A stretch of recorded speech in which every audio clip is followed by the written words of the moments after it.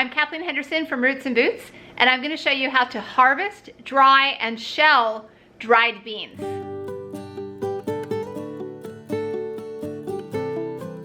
Shelling beans refers to any type of bean grown for the seed. The bean inside the pod is what you're going to eat. I like to grow my shelling beans on an arch or an arch tunnel. Normally, the vines climb and cover the entire arch. I missed a few spots on the left side here, but you can see the right side looks really robust. On the right side is a variety called Good Mother Stallard, and on the left, in much smaller quantities, is a variety called Zuni Gold.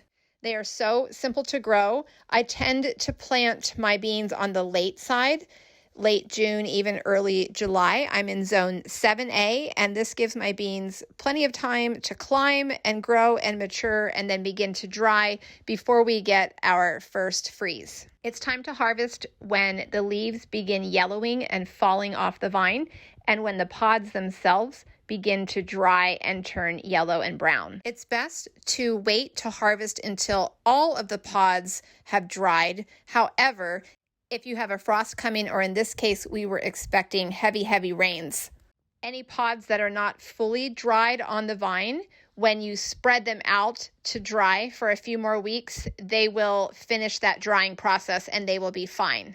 And it really is as simple as that. Simply harvest the pods, spread them out in as much of a single layer as you can achieve to dry in a dry, well-ventilated area. And after a few weeks, when all the pods have completely dried, then it's time to shell the beans. And then I like to store my dried beans in glass jars with tight-fitting lids and use them throughout the year as needed.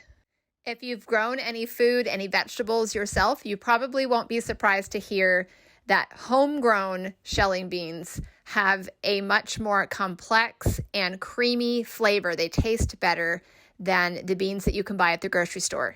They're also beautiful. There are so many beautiful and interesting varieties. They have such fun names, and they are so easy to grow. You can even save some of your dried beans to use as your seeds for planting next year.